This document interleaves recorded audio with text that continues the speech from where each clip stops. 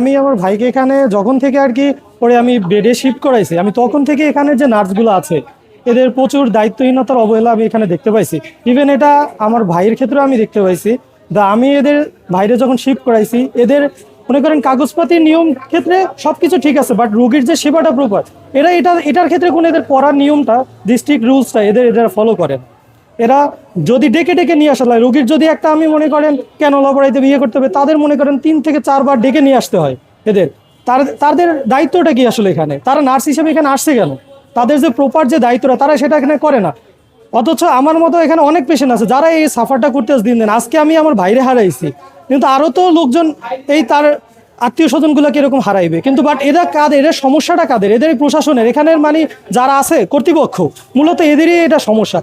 এটার প্রপার এখানে দায়িত্ব নিচ্ছে না বা খেয়াল করতেছে না, কেয়ার নিচ্ছে না। আপনারা যদি পারেন এই প্রপার এটার বিচার, আমি আমার ভাইয়ের যে মৃত্যু হয়েছে এখানে আসলে মৃত্যুর উপর কারো হাত নাই, তারপরেও কিন্তু এখানে দায়িত্বহীনতার যে অবহেলা হয়েছে আমি এটার আসলে বিচার চাই।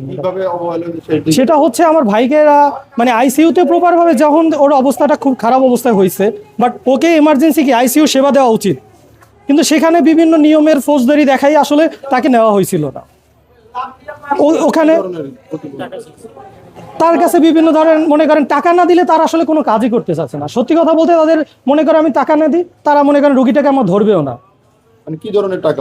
হাসপাতালে যে ফর্মাল যে টাকা? না, ফর্মাল কোনো টাকা না, এদের টিপস আলাদা। এরা এই যে কাজ করবে এদের নিয়ে যাবে এই টাকাগুলো। দেখেছেন যে আপনাদের ডাক্তারের অবহেলা নাকি নার্সদের অবহেলা?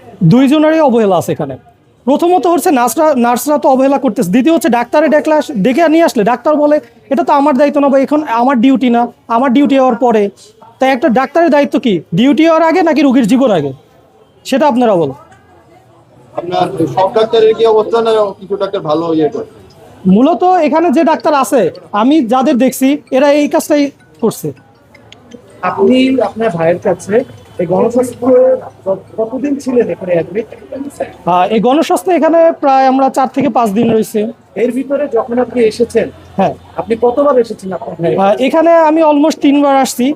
এসডিওর যে বিষয়টা ছিল বা আইসিইউর বিষয়টা ছিল, ভিতরে যারা আছে আমরা ঠিকই মনে করেন কষ্ট করে টাকা দিয়ে আইসিইউতে রাখি, এসডিওতে রাখি, বাট ভিতরে নার্সরাও প্রপারলি সেবা করে না। হ্যাঁ, বিল না হলে তো এরা কাজও করে না। আমি যদি বিল পেমেন্ট না করি তাহলে আমি সেবা পাচ্ছি না। 4 দিন ছিল, তারপরে শেষ মুহূর্তে এসে তারা আপনার হুইলচেয়ার দিচ্ছে না। মানে ঘটনাটা কি বলবেন? আসলে এরা কেন যে দিচ্ছে না, এদের টাকা না দিলে এরা দিবে না, মানে বিষয়টা হচ্ছে এরকম। একটু আপনার ভাষা।